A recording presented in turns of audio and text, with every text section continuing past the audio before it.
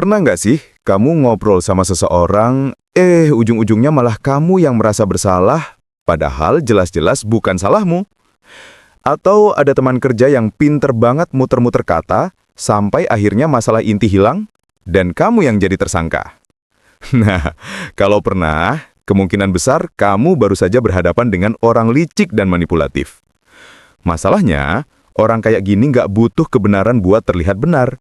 Mereka cukup mainin emosi, geser fokus, dan bikin kita merasa bersalah.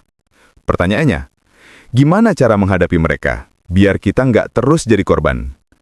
Hari ini gue bakal bahas 7 strategi menghadapi orang licik dan manipulatif dengan cara yang simple, tajam, dan bisa langsung dipakai di kehidupan sehari-hari.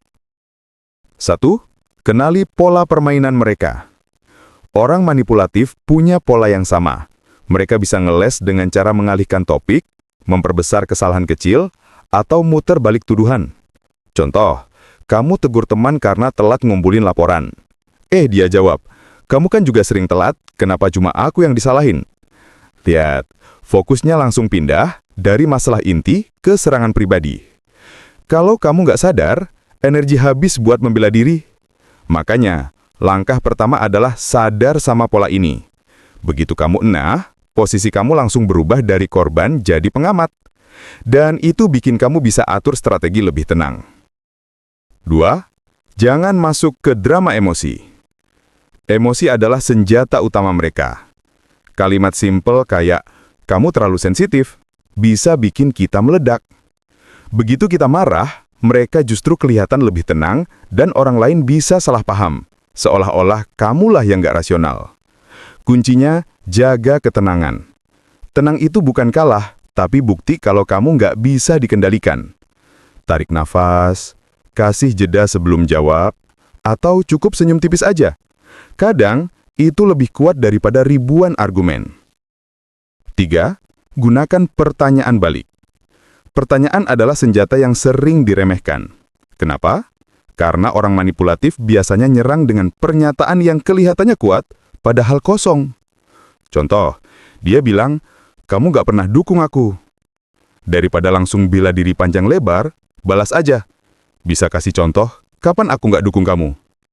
Seketika, bola balik ke mereka. Pertanyaan balik bikin percakapan jadi lebih rasional, dan tuduhan kosong cepat kehilangan kekuatannya. 4. Jangan terjebak rasa bersalah palsu. Ini kartu andalan orang manipulatif. Mereka bikin kita merasa egois kalau nggak nurutin kemauannya. Misalnya, kalau kamu beneran sayang, pasti kamu mau lakuin ini. Trik ini berhasil karena manusia pada dasarnya takut dianggap nggak peduli.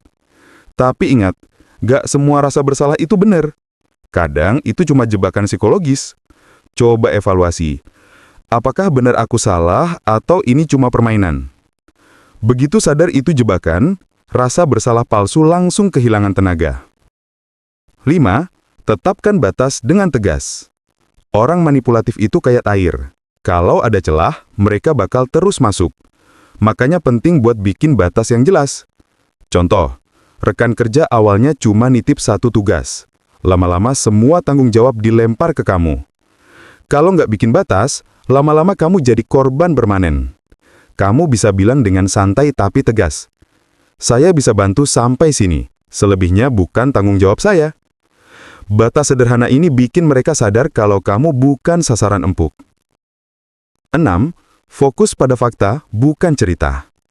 Orang manipulatif jago bikin drama. Narasi emosional mereka bisa terdengar lebih meyakinkan daripada fakta. Misalnya, ada kolega bilang, aku selalu jadi korban di tim ini. Padahal data menunjukkan dia yang sering telat dan lalai. Solusi, pegang fakta. Bawa bukti konkret, catatan, atau data. Fakta adalah angkar yang bikin percakapan tetap rasional. Cerita bisa berubah-ubah, tapi fakta yang konsisten susah dipatahkan. 7. Pilih kapan harus mundur. Nggak semua pertempuran perlu kamu menangkan. Ada orang yang lebih menikmati permainan daripada solusi.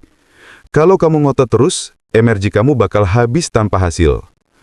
Mundur itu bukan berarti kalah, justru itu tanda kamu lebih dewasa. Kadang langkah paling bijak adalah berhenti debat, kasih jeda, atau bahkan menjauh sepenuhnya. Menang sejati bukan soal siapa yang paling keras suaranya, tapi siapa yang bisa menjaga energi dan tetap waras. Jadi, intinya, menghadapi orang licik dan manipulatif bukan soal adu argumen siapa yang paling benar, tapi soal menjaga diri agar nggak masuk ke permainan mereka. Kalau kamu pernah ketemu orang kayak gini, strategi mana yang paling sering kamu pakai? Tulis di kolom komentar biar kita sama-sama belajar dari pengalaman masing-masing. Jangan lupa like, share, dan subscribe, karena bakal ada banyak konten bermanfaat lainnya yang bisa bikin hidup kamu lebih tenang, kuat, dan cerdas menghadapi orang-orang sulit.